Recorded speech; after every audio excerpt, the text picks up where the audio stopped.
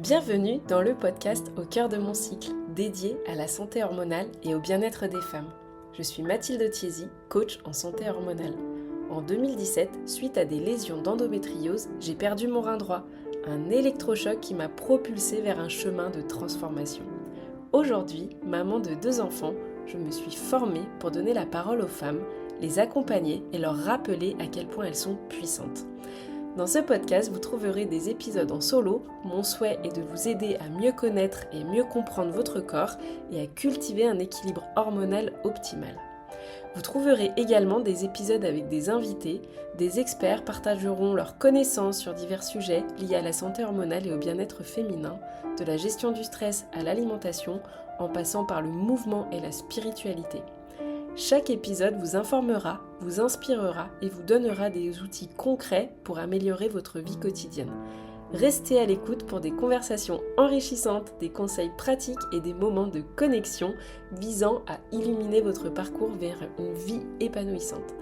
N'oubliez pas de vous abonner pour ne manquer aucun épisode et rejoindre notre communauté sur Mathilde Ando Bloom. Merci d'être à mes côtés dans Au cœur de mon cycle pour explorer ensemble les merveilles et les défis de la vie féminine. Je suis ravie de vous accompagner dans ce voyage. Bonjour à toutes, bienvenue dans ce nouvel épisode de Au cœur de mon cycle avec mon invitée préférée Véronique Thorezin, qui est mentor et thérapeute holistique que je ne présente plus. Bonjour Véronique. Bonjour Mathilde et merci pour l'invitation. Et effectivement, j'ai l'impression de squatter un peu régulièrement ton podcast, mais ça toujours un honneur et un réel plaisir de partager ces moments avec toi. Franchement, merci Véro d'avoir accepté. C'est le podcast le plus spontané que j'ai pu, qu'on a pu planifier. En fait, on va parler aujourd'hui du rapport qu'on peut avoir avec la mort. Alors, on va pas du tout le faire en mode évidemment dramatique, hein. On va aborder ce Justement, sujet. c'est de l'aborder de manière simple et de permettre de voir et de comprendre la mort totalement différemment. C'est ça. Et en fait, je tenais aussi à faire cet épisode avec toi absolument. Pourquoi? Parce que depuis que je te connais, ma vision par rapport à la mort a tellement évolué. Alors, bon, dans le bon sens évidemment, mais moi, je pense qu'il n'y avait pas une personne qui avait plus peur, en fait, de la mort que moi. J'étais vraiment en mode panique. Et en fait, au fil du cheminement des années qui passent, en fait, beaucoup moins, voire plus, en fait. Donc, pourquoi? Bah, parce qu'en fait, justement, j'ai cheminé, en fait, tout simplement, j'ai évolué, la vision a changé par rapport à ça. Et en fait, en introduction, ça me paraît quand même bien de poser en fait les bases du pourquoi cet épisode sort en fait cette semaine. En fait, il y a eu quand même un événement dramatique dans notre groupe d'entrepreneurs, hein. Depuis plus de 3 ans maintenant, on a un groupe de femmes entrepreneurs. Et Alizée, à qui on fait coucou évidemment, à qui on envoie plein de bisous, nous a demandé si on pouvait introduire Rim, donc Rim qui a fait partie du groupe pendant plus de 3 ans aussi. Euh, J'étais et, très euh, proche et en de fait, cette Rim est amitié décédé de façon vraiment tragique il y a brutale. quelques jours. Et en fait, de cet événement absolument dramatique, en fait, s'en est suivi plusieurs discussions, Beaucoup conversations de entre nous. conversations, effectivement. Voilà, c'est ça, de ce sujet qui est pourtant si tabou encore, hein, un sujet qu'on n'avait pas forcément abordé entre nous. Enfin, je sais que certaines d'entre vous l'aviez déjà abordé. Toi-même, tu avais déjà abordé ce sujet avec Rim. Et voilà, donc c'est une sorte un petit peu de d'honneur qu'on a envie de lui rendre aujourd'hui. Évidemment, on aurait absolument voulu que ça se passe de façon différente, d'une autre façon, évidemment. Mais en tout cas, voilà, elle va nous accompagner tout au long de cet épisode. Et voilà, Véro, un immense merci. Merci à toi. Et c'est vrai que c'est un thème tellement tabou, surtout en Occident. C'est ce qu'on va vraiment voir, parce que la conversation qu'on va avoir toutes les deux, mais vraiment, voilà, c'est un. Et pour l'avoir vécu, oui, évidemment qu'en Occident, certains pays, c'est la mort est, j'allais dire mal vue, mais mal comprise aussi, à la Mm. différence de certaines cultures, de certaines philosophies principalement asiatiques, par exemple, où ils n'ont pas du tout le même état d'esprit, la même ouverture, justement, et c'est ça qui est intéressant dans les mots que tu as utilisés, c'est au fur et à mesure, tu as eu une ouverture d'esprit et une Mm. autre vision Ben, en fait, c'est exactement ça, parce qu'on en parlera tout à l'heure du point de vue énergétique. Mais justement, là, on est en plein sur ce chakra du troisième œil, et c'est de voir les choses et de les comprendre totalement différemment, parce qu'on pense que c'est une fin, Hmm. alors c'est pas une fin. C'est trop intéressant, Véro. C'est trop intéressant parce que ça va être super important d'en parler. Évidemment, ça va peut-être générer de l'inconfort, voire même du tabou, voire même du déni. Mais c'est un sujet, en fait, on va être tous, tout le monde à un moment donné va être confronté à ce sujet-là, en fait. Alors, moi, c'est ce que je dis toujours, c'est bien le seul point commun que nous avons tous. C'est ça. Autant on va avoir des blessures différentes et même si on a les mêmes blessures, on va pas les analyser, les vivre de la même manière. On va pas avoir les émotions, on a tous les mêmes émotions, mais on va pas les vivre de la même manière au même moment. Mais Hmm. en attendant, le seul véritable point commun que nous avons, c'est que nous sommes tous nés et automatiquement nous allons tous mourir. Donc à un moment donné, on peut faire absolument tout ce qu'on veut, Hmm. on va mourir. C'est ça. Bonne ou mauvaise nouvelle, ça c'est selon chacun, mais en attendant, c'est réellement le seul point commun.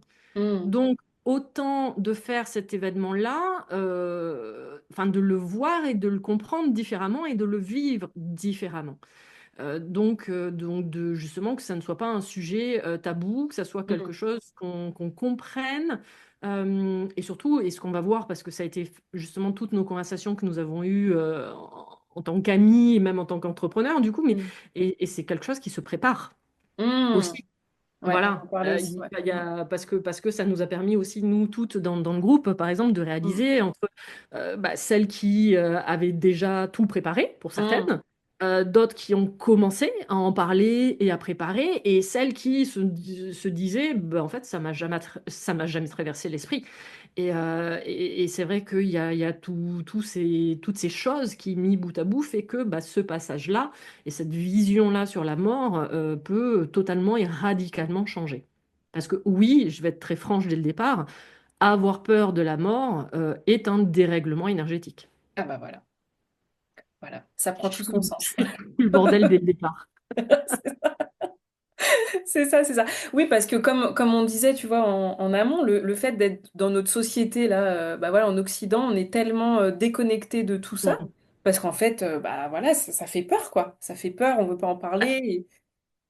Ouais, on est déconnecté, c'est exactement ça, parce que déjà, c'est tabou et déconnecté parce que on ne le voit plus. Hum, C'est-à-dire que si tu regardes bien en Occident, enfin du moins en France, on a les pompes funèbres et c'est eux qui s'occupent d'absolument tout. hum, C'est-à-dire que le corps, il est préparé par les pompes funèbres. Il va être mis dans un cercueil, au cas où dans une chambre funéraire. Donc c'est eux qui s'occupent absolument de tout. Alors qu'avant, non, c'était la famille qui s'occupait du corps. Il y a même moi j'ai vécu, et pourtant c'était pas il y a si longtemps que ça, c'était il y a 15 ans. Moi, ma grand-mère, par exemple, j'ai veillé ma grand-mère pendant une semaine chez elle. à la maison. J'ai à la maison le cercueil. Alors, en plus, concours de circonstances, ça a duré une semaine parce que ça tombait un long week-end, qu'en plus il y avait un séminaire de curé. Enfin bref, on n'avait pas le curé de la paroisse de disponible. Hum, Euh, donc la messe, enfin l'enterrement a eu lieu une semaine après sa mort, enfin 8 jours même après sa mort. Oui, bah, on a veillé ma grand-mère pendant 8 jours, c'est-à-dire que ma mère, mon frère et moi à ce moment-là, bon, ma tante et ma cousine n'habitaient pas très loin, mais on est resté pendant une semaine à vivre dans la maison. Pardon, ça peut être glauque, mais on mangeait à la cuisine et ma grand-mère était au salon, quoi. hum, Et aujourd'hui, on n'a plus le même rapport au corps déjà, et on n'a plus le même rapport vis-à-vis de la mort et vis-à-vis de l'être en fait, et surtout du corps. C'est-à-dire hum, qu'aujourd'hui, c'est plus la famille qui prépare le corps, c'est-à-dire l'habiller, c'est des personnes extérieures hum, qui s'en occupent. C'est leur métier, tant mieux. Et heureusement, sincèrement, qu'il y a ce type de personnes, évidemment, pour faire ce travail-là. Mais c'est vrai que nous, on va être déconnecté de ça, comme quand par exemple, quand tu as des personnes qui vont mourir dans les hôpitaux ou même dans les EHPAD, généralement, quand la famille récupère le corps est déjà préparé, il est même déjà hum, mis dans un cercueil, et parfois même, je te dis, il n'y a pas la transition de passage à la maison, ça va être directement mis hum. à la morgue ou chambre funéraire, enfin, tu vois, donc il y a cette déconnexion quand même. Ouais, c'est ce ça. Et passage-là. aussi, je pense que tu sais, ce que tu évoquais, le côté un peu même. Enfin voilà, je sais que ça se fait encore au niveau des veillées. Enfin, voilà, pour l'avoir aussi Oui, moi, vécu. moi, Il n'y a pas j'ai si passé une longtemps. enfance en Guadeloupe et à l'époque, enfin moi c'était dans les années 90, ça se faisait. On allait Ouais. voir les familles avant l'enterrement, on avait 3, 4 jours où effectivement on allait voir le corps, la famille, passer un moment et le corps était dans la maison du mort, quoi. Ouais, c'est ça. Et je pense que, après, je sais pas, hein, c'est peut-être une croyance, mais en tout cas, ça peut, je pense, aider au processus un peu de deuil pour enclencher, pour pas rester dans ce choc déni qui est un peu la première étape. Mm. Euh, Enfin, alors, c'est évidemment pas une généralité, mais on peut quand même en parler de ces étapes du deuil parce que il y a des, voilà, on va tous et toutes vivre un deuil de façon différente, Différente. évidemment. Chaque deuil va être complètement unique. Il n'y a pas de bonne façon de faire, entre guillemets, ou de mauvaise façon de faire. On va évoquer un peu bah voilà, des étapes, mais qui peuvent soit coexister, soit revenir en mode cycle. Enfin voilà, il n'y a pas de... Donc il n'y a rien, évidemment, on n'a pas la vérité absolue. Mais le fait de faire notamment ces veillées, ça peut justement peut-être aider ce processus à s'enclencher pour ne pas rester dans la première étape qui est bah, ce choc ou ce déni, quoi. Le déni, ouais, tout à fait. Oui, puis il y a le fait de voir le corps, de Hmm, réaliser. Effectivement, là, en fait, tu réalises concrètement, tu le vois.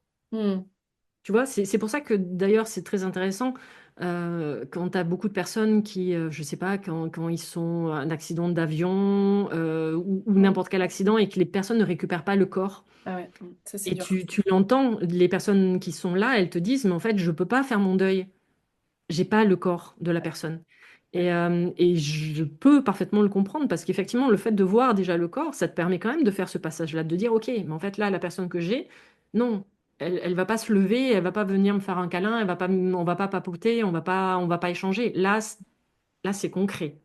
Là, C'est ça ça. devient concret dans la matière, en fait, c'est vraiment ça. Et puis, ce qui est intéressant aussi, enfin, intéressant, c'est de moi, tu vois, bah, ça nous a permis d'avoir des conversations familiales Hmm, sur ce sujet-là, même si j'en ai régulièrement avec mes parents parce que mes parents sont âgés. Donc oui, bah, ça fait quand même partie des conversations qu'on est censé avoir, hmm, arrivé à un certain âge. Et c'est vrai que je sais, tu vois, par exemple, on en parlait régulièrement que non, la mort a jamais été un tabou, par exemple, dans ma famille, mais j'ai aucun souvenir, tu vois, par exemple, de l'enterrement de mon grand-père et j'avais hmm, 6 ans à l'époque. Et je me pose même la question si est-ce que j'ai assisté à l'enterrement? Parce hmm. que je sais que très souvent, tu vois, il y a dans des familles où non, les enfants, on les met de côté, tu vois, par rapport à ça. Et d'ailleurs, le vocabulaire va être très important. C'est à un moment donné, et même, tu vois, j'ai eu une conversation il n'y a pas longtemps avec mon neveu sur ce sujet-là, parce qu'il me dit non, et c'était même pas sur un humain, c'était sur un chat. Il me dit Hmm. non, mais les 2 chats sont partis. Je lui dis alors, attends. Parti comment? Est-ce qu'il s'est enfui ou il me dit non, non, il y en a un qui est mort et l'autre, on n'a plus de nouvelles. J'ai dit, ah oui, mais le vocabulaire est important. Et c'est Hmm. vrai que pour les enfants, on a toujours peur de dire, bah, en fait, la personne est morte. Alors on va utiliser du vocabulaire. Non, mais il est parti, il est monté au ciel. Ouais, seulement imagine le jour où le gamin, il va prendre l'avion et il dit, hey, tiens, on va voir papy, on est dans le Oh ciel là avec papy. là, j'avais jamais pensé à ça, Véro, mais t'as raison. C'est en tant que maman de jeunes enfants, c'est un sujet. Ouais, on peut se poser vraiment la question de comment aborder le sujet. Effectivement, faut peut-être mieux y aller direct, mais en même temps, je sais pas.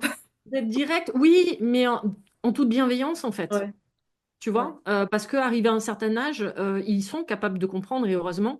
Et d'ailleurs, je pense alors je ne sais plus concrètement, il y a des personnes qui sont beaucoup plus spécialisées que moi, mais je crois qu'il y a un enfant vers l'âge de 6 ans, autour de 6 8 ans, il y a cette phase justement de compréhension de mon Dieu, de réaliser qu'à un moment donné, on peut mourir Mm. et que c'est un sujet qui arrive très régulièrement, un sujet de conversation avec les enfants, de poser la question de qu'est-ce que la mort, qu'est-ce que ça représente, parce qu'il y a justement ce côté aussi à un moment donné de réaliser que papa et maman peuvent mourir, donc ils peuvent m'abandonner.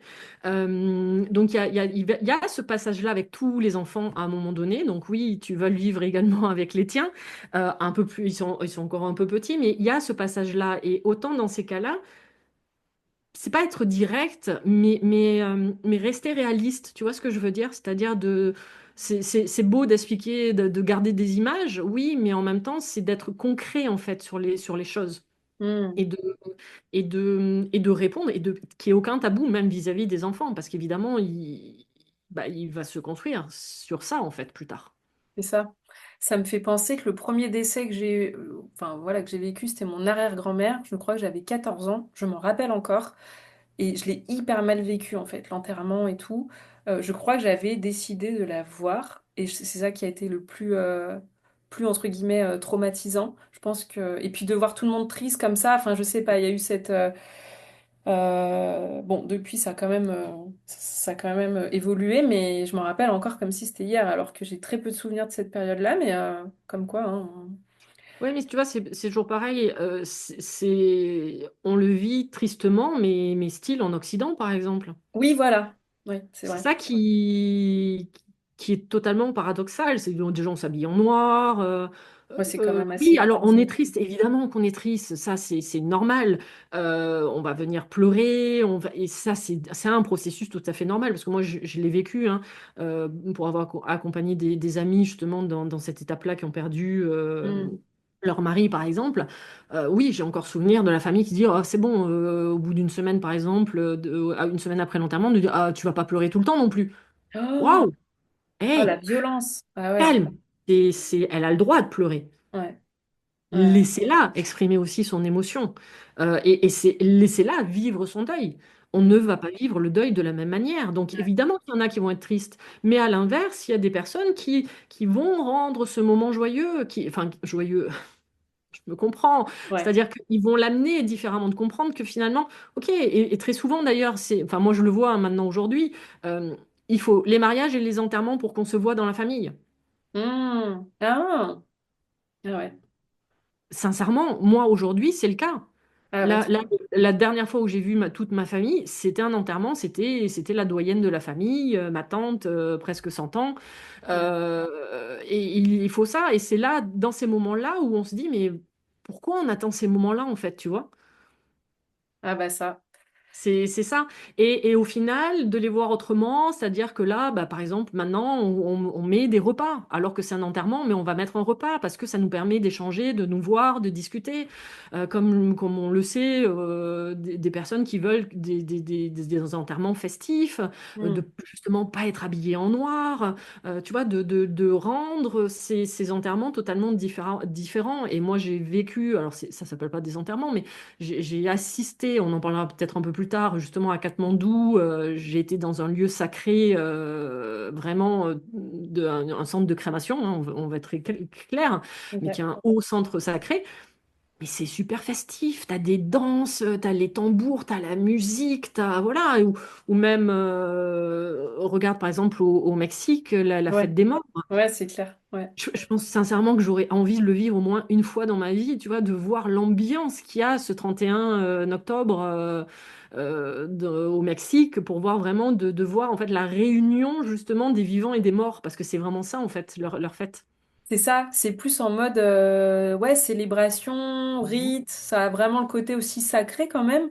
Ouais. Et vraiment le côté bah, la mort, c'est pas la mort, c'est une transformation quoi. Ça a Mm. ce côté-là qu'on n'a pas forcément nous dans notre société actuelle. Ah, du Et moins en France. Parce que tu ouais. vois, par exemple, j'ai vécu 10 ans en Guadeloupe.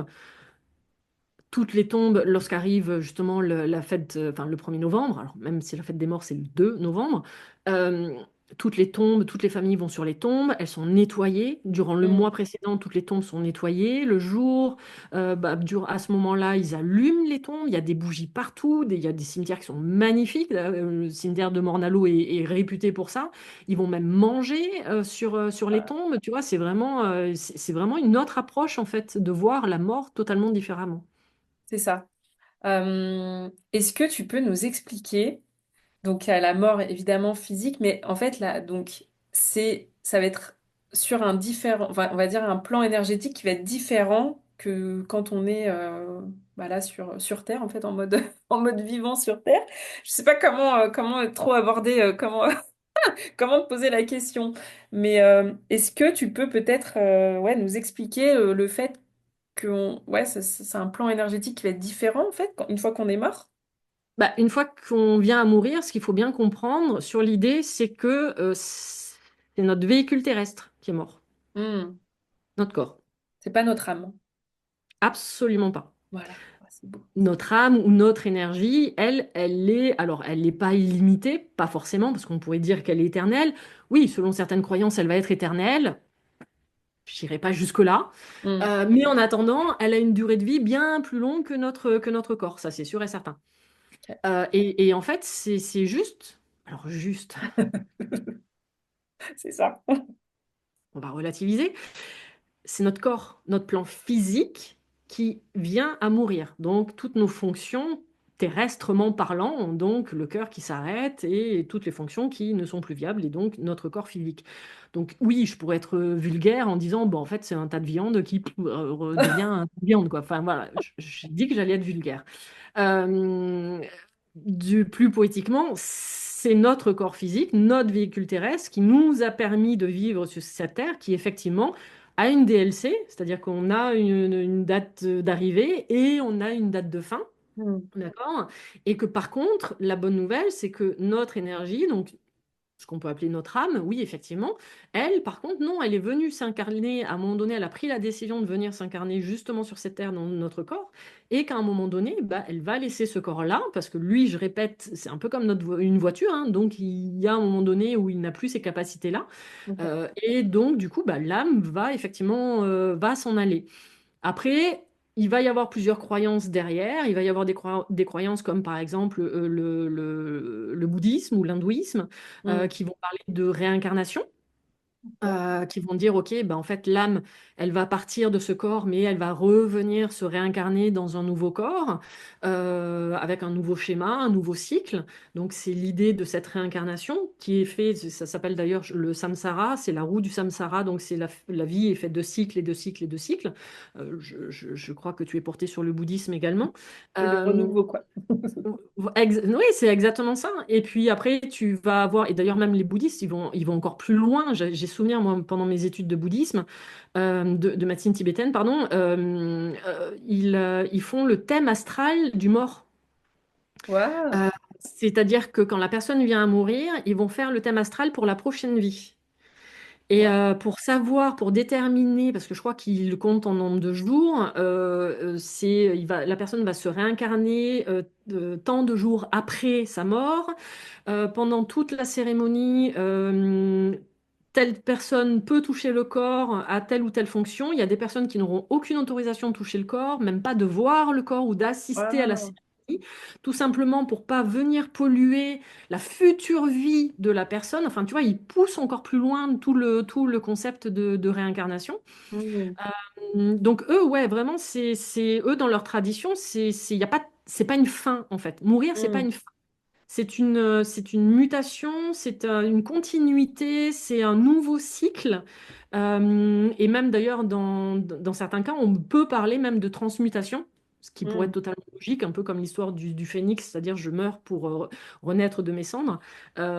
Surtout qu'en plus, eux, ils ont vraiment ce côté, justement, crémation, c'est-à-dire que les corps sont brûlés. Mm. Et voilà. Et les chamans, eux, ils ont plus une approche, alors, je veux pas dire de bêtises, mais vraiment de retour à la source. Ils parlent pas Mm. forcément de. Alors, j'ai rien lu dessus, peut-être que c'est le cas, et je serais curieuse, effectivement, d'avoir ces informations, mais eux, c'est vraiment le retour à la source, en fait, tu vois? Ok. C'est vraiment, en fait, une fois que le corps vient à disparaître, ben, en fait, l'âme, elle revient à la source. Ok. Alors, source, univers, vous l'appelez comme vous Ouais. voulez, Dieu, vous l'appelez, vous lui mettez le nom que vous voulez. Mais c'est vraiment un retour, ouais, vraiment à la maison, en fait, grosso modo, avec tous tes Mm. rituels de passage, vraiment avec tout un cérémonial, comme le font les bouddhistes ou comme le font les hindouistes également. Ok. Et, euh, et du coup, quand il y a des, voilà, bah, des personnes voilà, qui décèdent, on a bien compris que c'était le corps physique vraiment qui, bah, voilà, qui partait, quoi, qui n'existait plus. Et donc que l'âme existait toujours, mais il y a Ouais. des fois des âmes qui vont comme rester bloquées. Ça peut Parce que arriver. ça peut arriver.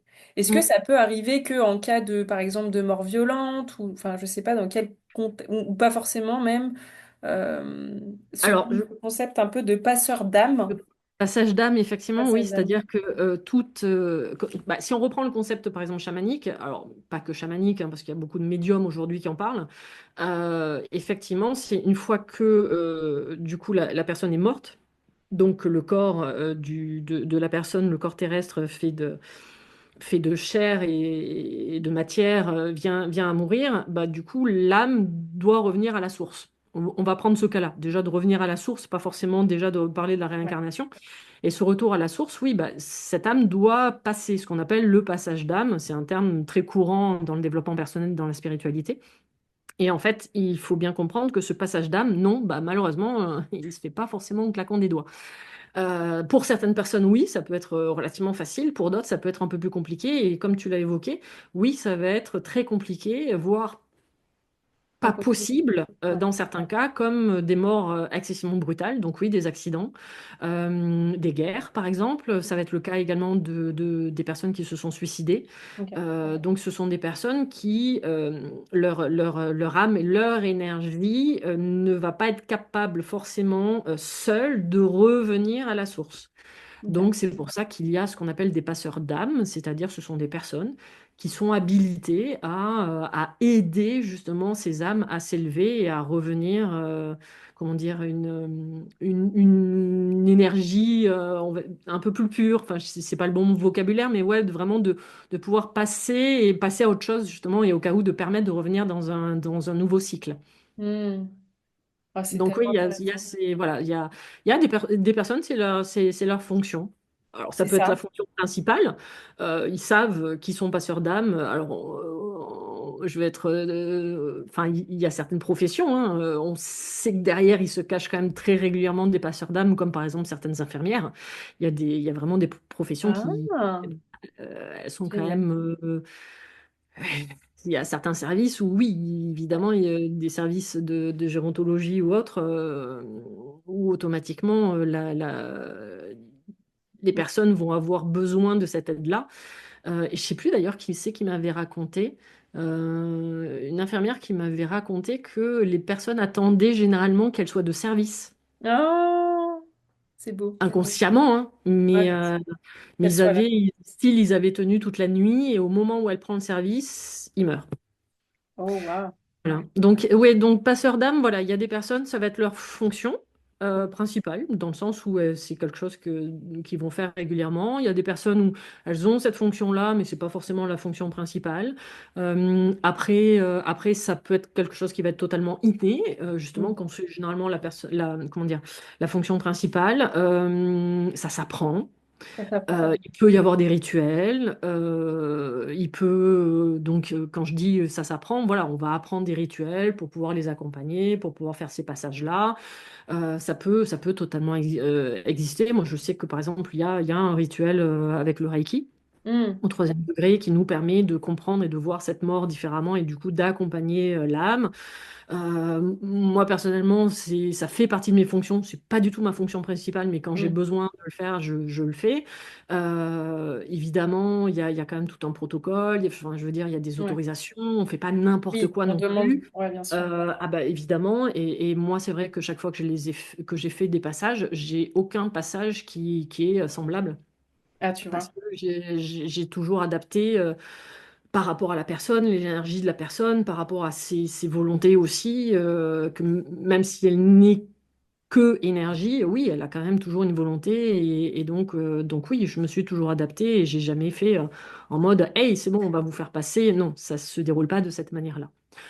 Je Hmm. garde toujours en tête, il y a quand même un respect à avoir, même si la personne est morte, on garde quand même le respect de l'énergie de la personne. Ouais. Et est-ce qu'il y a des cas où l'âme, elle peut rester complètement bloquée, mais genre pendant des années, des années, des années? Des siècles, ouais. Des siècles, ok? Ah oui, des siècles. Ah oui, oui, des D'accord. siècles. Ok. Oui, oui. Bah, je te prends mon cas. Moi, j'habite dans le Lauragais, au sud de la France. Je suis mais vraiment dans le fief Qatar, puisque mon village a introduit le qatarisme en France. Comment te dire que effectivement moi quand je suis arrivée chez moi, quand je commençais à me connecter, quand j'ai commencé à réussir à me connecter parce que ça m'est un peu tombé dessus par hasard, j'ai envie de dire. Même si on sait que le hasard n'existe pas évidemment, mais quand effectivement j'ai commencé à me connecter à ces capacités-là, j'ai réalisé que je vivais dans ce pays-là où tous les cathares ont été brûlés tout autour de chez moi, quoi. Ah, Oui. Donc oui, oui, oui, quand même j'ai nettoyé ma propre maison, comment te dire qu'évidemment il y avait du monde et bah du coup ils étaient bloqués depuis oui des siècles. Donc oui, c'est tout à fait possible. ah ouais, donc c'est ça, c'est vraiment, tu sais, c'est un peu, c'est quand tu rentres quelque part et que tu as l'impression que tu as une présence ou tu as... Alors, tu veux que je te fasse peur? Bah allez, vas-y, allez. Moi, parce que moi, j'étais pas du tout connectée à ce moment-là à ça. Oui. Voilà, je venais de finir ma médecine chinoise, j'ai entamé ma médecine tibétaine. Et justement, j'accompagne cette amie justement avec le décès de son mari. Et donc je découvre justement un peu plus profondément toutes ces connexions avec la mort. Voilà, ça n'a jamais été un sujet tabou chez moi, mais là, ça me permettait vraiment d'approfondir, tu vois, et de me connecter même à l'âme du coup de cette personne-là. J'ai même fait de l'écriture automatique à ce moment-là. Hmm. Et dans tout le process, à un moment donné, il y avait un lieu justement où toute la famille me demandait d'y aller et me disait, mais on a des doutes sur ce lieu-là et tout. Et en fait, je ne sais pas. Les conditions en plus, je le visite, je suis seule. C'est un soir, il fait nuit, je suis avec la lampe torche. Je ne connais pas du tout le lieu. Tu vois, non, mais le truc, tu vois, voilà. Et en fait, c'est mon premier contact, c'est j'ouvre. Donc je découvre le lieu, donc j'ouvre les portes au fur et à mesure. Il n'y a pas d'électricité, donc je suis avec ma lampe torche quand même. Et mon premier contact, c'est j'ouvre une porte et en fait, d'un seul coup, quand j'ouvre la porte, tu m'aurais mis un... Enfin, c'est pas tu m'aurais mis, moi je l'ai vu de cette manière-là. J'avais un cadavre en fait en face de moi. Ah ouais, ah d'accord. Ah ouais. Donc tu sais, c'est du style, tu ouvres la porte, tu fais waouh, ok. Genre, tu pouvais voir, enfin, tu pouvais ressentir ou c'était pas... Alors, moi, j'ai des capacités un peu particulières avec ma vue, tu le sais. Donc oui, j'ai véritablement vu un cadavre Tu vois. pendu, mais Ok. oui, on est parfaitement capable de ressentir l'énergie. Bah, tu sais, on le sait inconsciemment quand je me sens pas bien à cet endroit-là. Ouais. Quand tu commences à sentir des courants d'air un peu froids, tu vois, des choses comme ça. Donc oui, on est capable de le ressentir. Là, moi, mes capacités sont visuelles, donc je te dis, j'ouvre la porte, moi en mode, hey, tiens, je vais découvrir, j'ouvre. Ouais, non, en fait. Et Ok. alors, quand c'est comme ça, après, tu fais quoi? Et ben c'est là où ça m'a permis d'enclencher tout le process, parce que je Ok. ne savais pas que j'étais passeuse d'âme à ce moment-là, Ah et que oui, je ne d'accord. savais pas du tout. Moi, Ok. là, c'est un univers que je ne connaissais pas à ce moment-là. Waouh. Et que j'ai réalisé qu'il n'était pas tout seul, que j'ai réalisé qu'ils étaient 15 dans cette maison-là. Hmm. Justement, bah, on parlait du catharisme et qui était bloqué là du coup depuis les cathares et que j'ai commencé moi à chercher, à avoir plein d'informations, à voir tous les rituels qui existaient et vraiment d'approfondir et je les ai fait passer ouais, un mois, un mois et demi après, mais avec leur accord, c'est-à-dire que je leur ai bien fait comprendre que je les ferai passer quand eux seraient OK. C'est ça. Ok. J'ai Wow. rien forcé du tout. Et s'ils n'avaient pas voulu passer, je les aurais pas fait passer, sincèrement. Ah ouais, tu vois. Voilà. C'est, Donc ouais, premier contact assez particulier. ouais, tu m'étonnes. Et tu vois, en tant que, bah, du coup, personne physique, hein, enfin voilà, avec notre corps physique, euh, le fait d'être capable de rentrer en connexion, soit par le biais de signes ou je sais pas, avec donc bah, une personne décédée en fait, Hum, mais d'être toujours quand même connecté à son âme finalement, ouais, qui est toujours entre guillemets vivante. tout à fait. C'est assez magique. Moi, j'ai découvert un peu tout ça avec Anne Tufigo sur YouTube. En fait, je l'avais vue en conférence sur YouTube. Je sais pas si tu connais. Je la connais. J'ai jamais lu ses ouvrages. Je l'ai Non, parfois oui, entendu, mais je la connais pas. oui, oui, moi non plus. Mais enfin, je l'ai découvert comme ça sur une conférence en vidéo. Et puis, c'est vrai que ça m'a un peu subjuguée en mode, bah voilà, tous les signes qui peuvent être reçus, envoyés. Du coup, je sais pas comment dire. Oui, les Ouais, personnes physiques qui peuvent recevoir et c'est ça. Parce que dans le même ordre d'idée, tu as, j'avais un peu plus écouté moi Geneviève Delpech, qui est la femme de Michel Delpech, le chanteur. Ok, Et qui, justement a écrit pas mal de livres sur ce sujet-là et d'expliquer que quand elle était en contact du coup avec son mari qui est décédé. ok. Euh, Et également une personne qui travaille justement sur des hypnoses très particulières et j'ai une amie qui l'a fait justement pour contacter justement les défunts.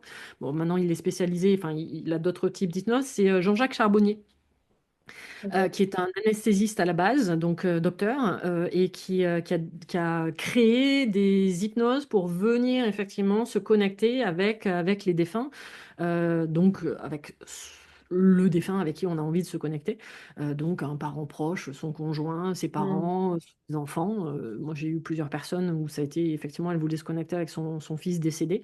Ok. Donc, il a créé des protocoles. Et d'ailleurs, il y a un film, au cas où tu m'y fais penser là maintenant, que j'ai vu. Alors, évidemment, quand on m'a invité, je me suis dit, wow, ok, le sujet, je crois que de mémoire, il s'appelle Thanatos, qui fait quand même référence à la mort, où c'est Jean-Jacques Charbonnier, je crois, qui est à l'origine du film d'ailleurs. C'est un documentaire où ils interviewent partout dans le monde des personnes qui ont vécu des EMI, Ah. donc mort imminente. Ça peut te sembler glauque en fait comme thème. Et en fait, sincèrement, je suis ressortie de ce film. C'est comme si je m'étais pris une bouffée d'amour. Je sais pas Oh. comment l'expliquer, mais je me suis ressentie, mais je suis sortie, mais waouh, heureuse, mais heureuse dans le sens où, ouais, plein d'amour en fait, de réaliser Oh.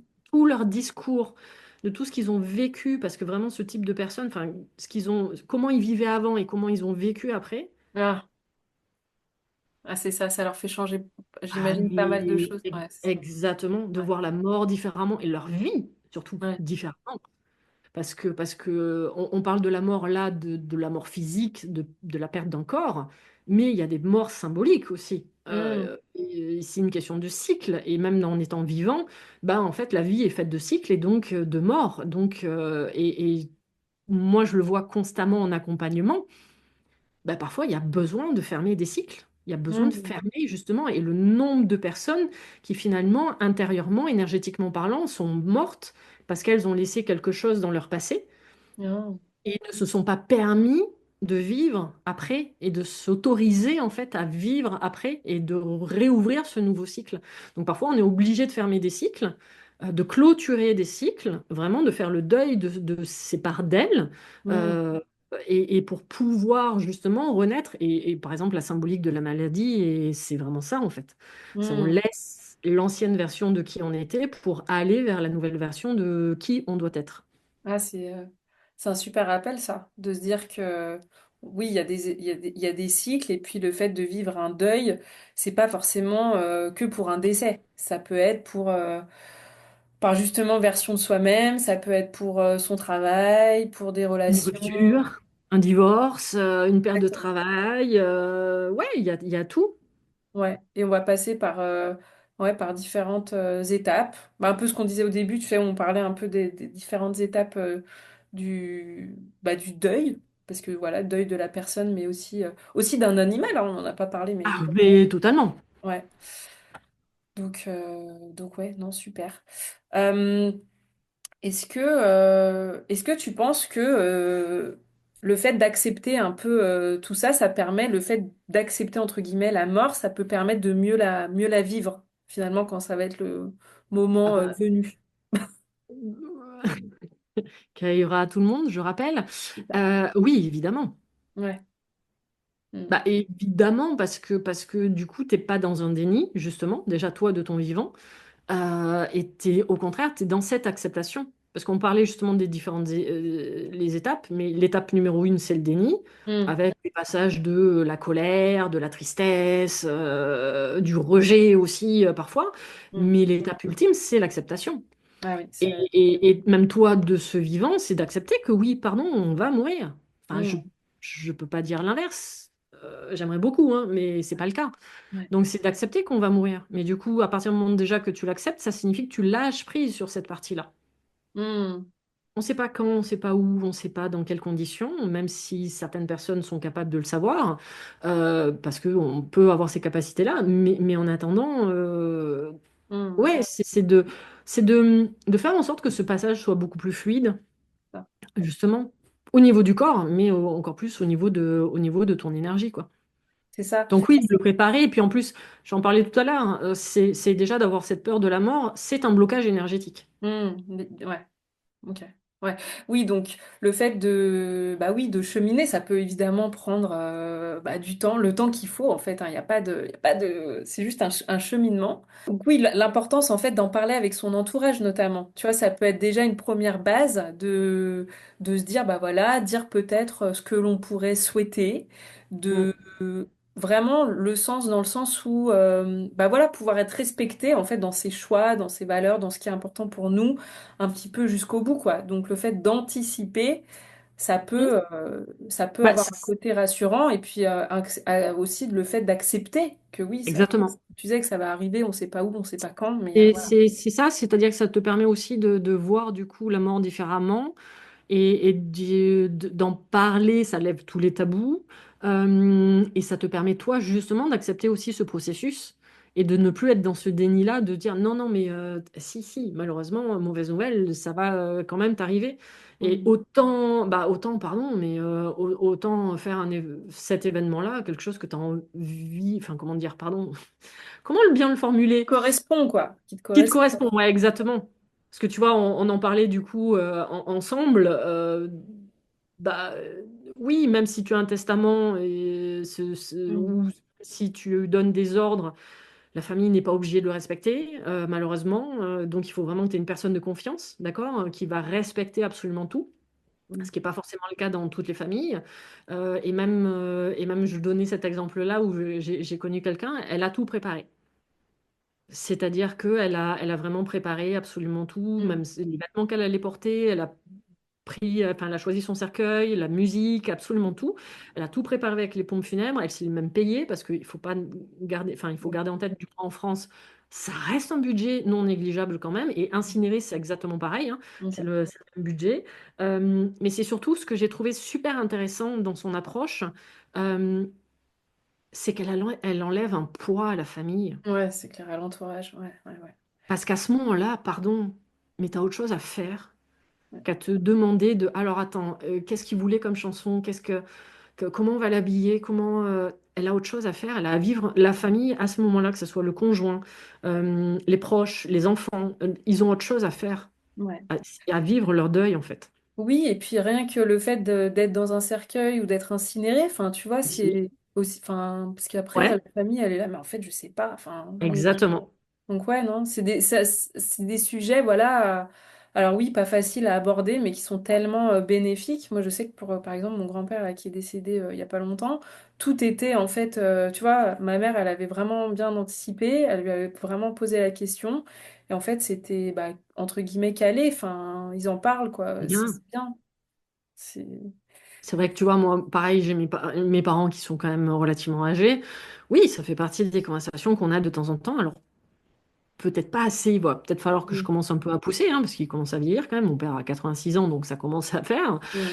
mm, Ça m'a permis de réaliser il n'y a pas longtemps d'ailleurs qu'il avait l'âge où ma grand-mère est morte, donc je vais me dire, ah, hey, ok, ouais, même s'il n'a pas l'intention de mourir de suite, il m'a dit qu'il arriverait jusqu'à 100 ans, donc j'ai encore un peu de marge. Mais bon, bref, on ne sait jamais, sur un malentendu, donc il y a peut-être des choses à anticiper. Et c'est vrai que moi, tu vois, par exemple, je l'ai dit ouvertement, oui, je désire être incinérée, mais tu vois, c'est bien aussi que les proches le sachent mm, ouais, parce que ça permet d'anticiper beaucoup de choses et que la famille à ce moment-là le vive autrement.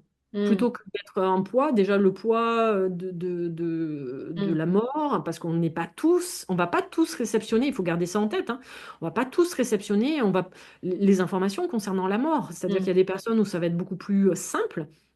Et comme il y a des personnes, même les personnes qui sont là, vont être dans un déni, dans de la colère, parce que ça vient réveiller justement leur propre, comment dire, émotions face à la ouais, mort et face à leur propre mort. Il faut mm, garder ça en tête. Donc c'est vrai que oui, je pense que d'en parler, de le préparer aussi, et on répète, hein, parce que nous, on vient de le vivre justement mm. de manière brutale, il n'y a pas d'âge. Non, ouais, Malheureusement, j'aimerais bien vous dire que, hey, passé 80, commencez à préparer. Non, en fait, il n'y a pas d'âge. ouais, ouais, Il n'y a ouais. absolument pas d'âge par rapport à ça. Donc c'est bien aussi d'en parler et que, alors, pas que ça soit un sujet non plus récurrent, c'est pas ce que je dis, mais de se dire, OK, oui, ça fait, bah, la mort fait partie de la vie, hein. Faut garder ça en tête. Ouais, mais je pense que on a tous été, bah, tu vois, là, moi, du coup, maintenant, j'ai 37 ans. Si je repense à depuis que je suis petite, il y a forcément eu des décès. Alors, il y a eu des décès hyper, de façon hyper brutale. Des décès bah, de mort naturelle, des décès de maladie, tu vois, rien que dans mon entourage très proche, familial. Donc, c'est vraiment un sujet qui, bah oui, qui arrive à un moment donné ou à un autre, plus ou moins tôt, Ah, alors évidemment. Mais toi, ça me fait penser à mon arrière-grand-mère, donc du côté paternel cette fois, qui est décédée. Elle avait 99 ans et c'était waouh. absolument génial parce qu'elle a toujours dit, j'irai pas jusqu'à 100 ans, je ne veux pas. Et ben, elle est décédée à 99 et dans une condition vraiment formidable, enfin, chez Elle a elle. fait un bel effort quand même d'arriver jusqu'à Mais 99. ouais, et incroyable quand il pense. Enfin voilà, c'est.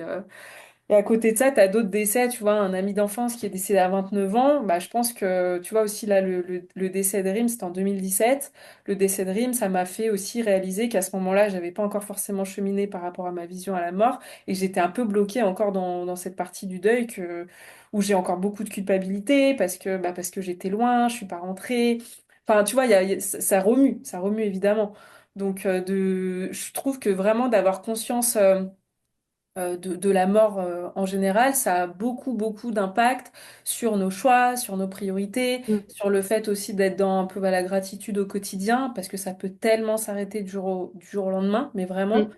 que malheureusement, c'est un rappel en fait.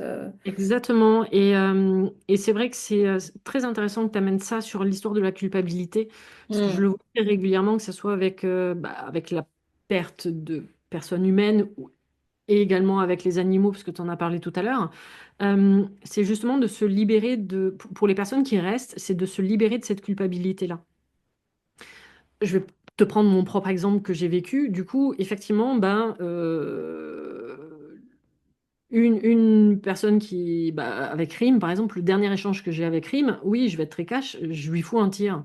mm, J'écris un message et effectivement, c'est où on a un échange. Alors, on échangeait excessivement régulièrement et que on avait des conversations, justement, on parlait de tout et donc de temps en temps, voilà, on exprimait chacune notre point de vue. Je pourrais culpabiliser de me dire, mais putain, le dernier mm, échange que j'ai avec elle, ouais, mais en même temps, c'est un échange de ouais, 30 secondes sur 3 minutes, sur 3 ans ouais. et sur peut-être, je ne sais pas, 1000 ou 2000 heures d'audio, Oui, de sujet. tu vois, Ouais, de souvenirs. ouais. Donc, c'est de relativiser par rapport à ça déjà. Et puis, c'est aussi tu vois, moi c'est vrai que j'ai des animaux depuis ma naissance. Je dis pas que je pleure pas, évidemment que je pleure, même encore aujourd'hui, tu me rappelles de certains de mes chiens, évidemment que je vais un peu avoir la larme à l'œil. Mais je le vis pas du tout de la même manière à chaque fois. Mm, C'est-à-dire que, et oui, évidemment, je vais pleurer mon chien pendant 1 jour, 2 jours, 3 jours, mais en fait, je vais passer rapidement à autre chose dans le sens où j'ai déjà ce qui reste, mm, les autres animaux que j'ai et qui me permet de revenir dans l'instant présent. Et c'est surtout je n'ai aucune culpabilité dans le sens où je n'ai jamais aucun regret.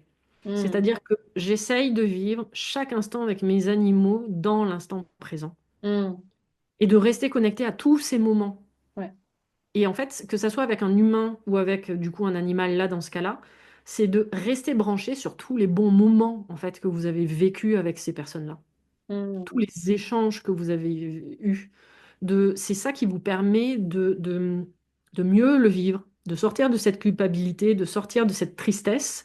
mm, Euh, et il faut pas se l'interdire, hein. Il faut pas s'interdire de pleurer, il faut pas s'interdire d'être triste, d'être en colère, évidemment que non. Mais de vous brancher beaucoup plus rapidement sur justement tous ces bons moments que vous avez vécus, évidemment que ça permet de passer le cap beaucoup plus facilement, on va dire, rapidement dans certains cas, mais beaucoup plus facilement. Et ouais. moi, avec les animaux, je le vois vraiment, c'est à chaque fois, non, mais j'ai celui qui reste, qui me permet de revenir dans l'instant présent, de profiter de ce moment-là avec lui et de me dire, mais en fait, j'ai vécu au maximum de tout ce que je pouvais vivre Mm, avec la personne ou avec l'animal qui vient de partir. ouais. Donc, de ne jamais avoir aucun regret, quoi. De pas Mm. de dire, ouais, mais j'aurais pu faire plus. Oui, évidemment qu'on peut toujours faire plus, mais sois déjà content de tout ce que tu as fait. C'est ça, quand c'est comme ça, vraiment un décès violent, c'est compliqué parce que peut-être tu dis j'ai pas dit au revoir à la personne. C'est pas comme quand tu perds, typiquement, enfin voilà, mon grand-père dernièrement ou mon autre grand-père il y a quelques années, où tu vois, j'ai pu leur dire au revoir. C'est pas pareil. Quand Ouais, c'est hyper brusque, hyper ouais. violent, là, la culpabilité, je trouve qu'elle prend une autre forme. Mais oui, tu as raison, ça permet vraiment de se dire, allez, le moment présent, on profite. Et surtout, il n'y a pas du coup petite notion d'ancrage là-dessus. L'ancrage au quotidien. Encore un gros mot. Oh là là. Ouais, et en plus, ce qui est intéressant, c'est que du point de vue énergétique, oui, la mort va venir faire référence à cette notion d'ancrage, c'est-à-dire surtout à ce chakra racine, et par effet qui se coule au chakra Mm, couronne. mm, Puisque je rappelle que l'un travaille impérativement avec l'autre, c'est-à-dire que plus on va travailler son chakra racine, et plus on vient ouvrir son chakra couronne. Et que justement, pour revenir, et là je vais faire un mélange entre l'énergétique et la médecine chinoise, même si ça reste de l'énergétique, c'est que ce chakra racine, qui est notre, comment dire, qui incarne notre matérialité, donc c'est grâce à ce chakra racine qu'on a un corps, qu'on est en vie sur cette terre, qu'on est matérialisé sur cette terre, mais aussi du point de vue de la MTC, c'est grâce justement à l'organe du rein. Parce que mm. c'est le rein qui nous permet justement de grandir. C'est-à-dire, c'est lui qui va être à la création de toute notre ossature, à notre colonne vertébrale, à tous nos os, à tous nos organes. Il est là pour notre croissance, cet organe du rein. C'est lui qui va nous faire pousser les dents, qui va nous faire pousser les cheveux, enfin tout notre corps, notre matérialité en MTC vient de l'organe du rein. Accessoirement, ça tombe bien, il est placé sur le chakra racine et le chakra sacré, il fait les deux en même temps. En même temps, ce chakra sacré, on a passé quand même 9 mois dans le ventre de notre mère à cet endroit-là, d'accord? Donc Mm. on est vraiment sur cette idée-là. Ce rein en plus, donc il est à la base de notre fabrication, donc, de toute notre croissance, mais en même temps, il est à la base justement de notre décroissance qui Mm. s'appelle accessoirement la vieillesse. Donc, c'est-à-dire qu'au fur et à mesure qu'on vient à vieillir, et ben, en fait, la bougie de notre cire, de ce rein, en fait, commence pas à disparaître, mais Ouais, à à fondre. diminuer au Ouais. fur et à mesure. Voilà. Et donc, ce chakra racine, c'est en fait le jour où on vient à mourir, mais en fait, c'est ce chakra racine qui vient à se déconnecter totalement. Mm. Et justement, il va être en lien avec ce chakra couronne, parce que le chakra couronne, c'est celui qui nous permet de comprendre que on est immortel, plus ou moins. Ouais. Mais je veux dire, notre énergie, il n'y a pas de fin pour notre énergie. C'est ça. C'est notre corps physique, donc notre chakra racine, qui a une DLC, alors que notre chakra couronne, qui lui va venir justement s'ouvrir et s'expanser, nous fait comprendre que notre énergie, il n'y a pas de fin pour Mm. ça. Et donc ça, c'est pour ça que le chakra racine et le chakra couronne, là, vont être vraiment main dans la main par rapport à tout ce processus-là. Donc finalement, plus tu vas avoir ce chakra couronne ouvert qui va te permettre de comprendre que le temps justement n'existe pas, Mm. qu'il n'y a pas de... Oui, il n'y a que notre corps qui, lui, je répète, a une durée. Donc il n'y a que notre corps qui, lui, vit sur une certaine ligne de temps. On a un certain âge, voilà. Mais sinon, notre énergie, elle, il n'y a pas de durée de temps. Mais ça, c'est ce chakra couronne qui te permet d'en prendre conscience. Donc, plus on va venir développer ce chakra couronne, mais je rappelle, il ne se développe pas seul, il se développe par rapport à tout le travail qu'on effectue déjà avec la base, les fondations de ce chakra racine et tous les autres chakras. Mais en fait, plus tu vas venir justement à l'expanser, à l'ouvrir, bah, plus tu vas comprendre que finalement, la mort n'est qu'un seul passage, enfin, qu'un seul, n'est qu'un passage. Il n'y a pas de Passage. fin. Mm. Voilà, c'est de comprendre ça, et ça permet déjà de débloquer beaucoup de choses dans ton processus vis-à-vis de la mort, dans toute ta compréhension vis-à-vis de la mort. Wow. Franchement, merci pour tous tes partages. C'est tellement précieux, tellement riche. Je pense qu'on a planté plein de graines, j'imagine, en tout cas. C'est J'espère, le enfin genre on espère. d'épisode que j'aurais adoré avoir, je pense, quelques années en arrière. Donc, un immense merci, Véro. Est-ce que tu peux nous parler, est-ce que déjà tu penses à autre chose qu'on aurait pu oublier? Je pense qu'on a déjà vu pas mal de points, mais... C'est oh, j'allais dire dédiaboliser, mais de voir et comprendre la mort différemment, hmm, de le sortir du sujet tabou, ouais, super. vraiment. Et peut-être de s'ouvrir justement à d'autres cultures. Ça peut être super Hmm, intéressant. Parce que moi, je l'ai vécu dans le passé, où je t'en ai un peu parlé, où j'ai vécu justement, enfin, j'ai visité à Katmandou, qui est le plus haut lieu sacrée justement de crémation, hein. Vraiment. Et donc j'ai assisté à tout un rituel justement en tant que touriste, hein. Moi j'étais en mode je visite ce temple sacré et finalement il y a des bûchers tout le long de cette rivière sacrée. Et donc j'ai assisté à ce moment-là et ça a été, oh, j'allais dire drôle, mais ouais, enfin compliqué pour moi de le vivre dans le sens où pour moi le moment était magnifique. Mm. J'étais avec un groupe de Français et qui ont tapé un scandale en fait.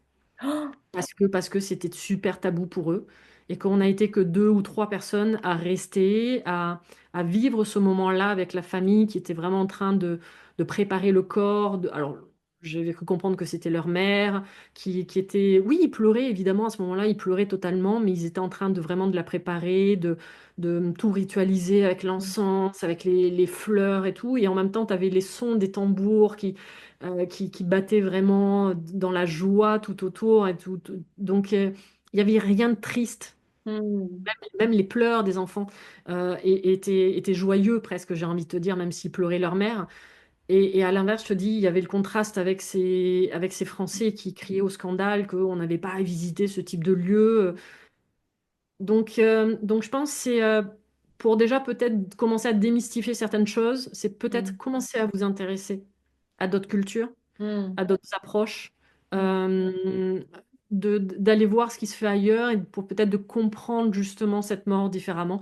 Et puis il y a effectivement des médiums aujourd'hui. Tu as parlé de Anne, il y a Geneviève, il y a au cas où tout le travail de Jean-Jacques Charbonnier, puis il y a d'autres personnes, hein, Mm. évidemment, il y a d'autres médiums également. Donc de commencer, il y a Alix également qui a écrit plusieurs livres sur ça, donc Ah peut-être oui. d'aller voilà, de voir ce passage-là différemment, Mm. de commencer à avoir cette ouverture d'esprit. Donc, on revient sur justement comment dire, cette expansion au niveau du troisième œil et du chakra couronne, c'est de voir l'humain, l'être humain différemment. Mm. Et Super. surtout de comprendre qu'il n'y a pas de fin. C'est ça. Ouais, c'est un côté rassurant de se dire ça. Tu vois, tout de Mhm. suite, tu le vois d'une façon différente. Et puis, tu dis que, bah oui, en fait, c'est un passage où tu seras réuni avec ta famille d'âmes, finalement. Et de Exactement. le voir comme ça change tout, quoi. Plutôt qu'un truc où finalement, t'es juste, bah oui, enterré ou incinéré ou je ne sais pas. Enfin, donc, ouais. En tout cas, franchement, un immense, immense, immense merci. Est-ce que tu veux nous parler, je mettrai évidemment tes liens, mais de ton accompagnement phare, en quelques mots? De conscience ancrage, oui, parfois on parle de mort, mais de mort symbolique justement beaucoup plus. Parce que ça fait partie des sujets quand même récurrents dans les accompagnements, justement, entre l'ancienne version de qui on était et de la nouvelle version de qui on va devenir ou qui on est en cours de devenir. Et donc oui, Conscience Ancrage, c'est un accompagnement sur 3 mois, alors 3 mois minimum, mais c'est déjà 3 mois et c'est déjà bien. Justement alors j'accompagne tout type de personnes et moi c'est vraiment ce qui j'allais dire m'éclate, mais c'est pas le bon terme, mais vraiment où je prends du plaisir, dans le sens où c'est des personnes qui ont des problématiques de maladie, des traumatismes, mais en même temps des personnes qui ont envie d'évoluer, qui se sentent bloquées dans leur vie et qui sentent qu'ils ont besoin de passer à un palier supérieur. Donc c'est vrai que moi j'adore avoir toute cette palette de personnes à accompagner. Et vraiment, voilà, c'est vrai que ouais, ce sujet de la mort, enfin surtout très souvent, j'ai aussi des morts symboliques, mais également de personnes qui s'empêchent de vivre. Hmm. Ah, Et c'est un sujet qui revient régulièrement. Donc je vous laisserai sur ce cliffhanger, mais de vous poser la question de finalement, est-ce que vous vous sentez vivant aussi dans la vie que oh, vous avez actuellement? Donc, ça fait partie des choses qui peuvent revenir régulièrement en accompagnement. Donc, oui, c'est Conscience Ancrage, c'est un mélange de coaching, de toute ma boîte à outils qui commence quand même à être relativement importante depuis 15 ans. Donc, entre eux, médecine chinoise, énergétique, chakra, neurosciences, tout ça, toute déprogrammation, déconstruction, reprogrammation et reconstruction. hmm. Euh, avec ma base énergétique, donc les soins énergétiques, où ça me permet déjà de voir où se situent tous vos blocages, avec un mélange de blessures, de l'enfant intérieur et tout ça. Donc on permet de bien débroussailler beaucoup de choses également. Voilà. C'est ça, je ne peux que recommander pour l'avoir fait évidemment à titre personnel, professionnel l'année dernière. Un jour, je vous expliquerai, on vous expliquera avec Véro le cheminement, mais je peux évidemment que le recommander, donc foncez, voilà, si ça vous appelle. Un Et si immense vous, merci. voilà, vous avez beaucoup d'informations avec le podcast Mise en Lumière Holistique également, Mon qui permet podcast. d'approfondir tout ce que j'aborde dans le développement personnel. Ouais, magique. Bon, un immense merci d'avoir accepté mon Merci à toi. invitation. Et puis, et ben, à très J'ai bientôt. l'impression d'être à la maison. C'est ça. On aborde tellement de sujets avec Véro, c'est formidable. À très bientôt et merci beaucoup. Merci encore. Cet épisode est fini. Merci infiniment d'avoir rejoint cette aventure au cœur de la santé hormonale et du bien-être féminin. Ensemble, nous avons exploré les mystères et les défis de la vie féminine en mettant en lumière le pouvoir et la résilience qui résident en chacune d'entre nous. Je vous encourage à continuer à cultiver cet équilibre hormonal optimal, à écouter votre corps et à prendre soin de vous avec compassion et bienveillance. Rappelez-vous toujours que vous êtes votre meilleur allié dans ce voyage. N'hésitez pas à partager cet épisode à une femme qui pourrait être intéressée. Continuez à vous connecter avec notre communauté sur Mathilde Ando Bloom où vous trouverez des ressources supplémentaires, du soutien et des encouragements pour votre cheminement personnel. Je suis vraiment honorée de faire partie de votre parcours et reconnaissante de la confiance que vous m'avez accordée en me permettant de vous accompagner dans cette quête de santé et d'autonomie. À bientôt pour de nouveaux épisodes où nous continuerons à explorer ensemble les merveilles de la vie féminine.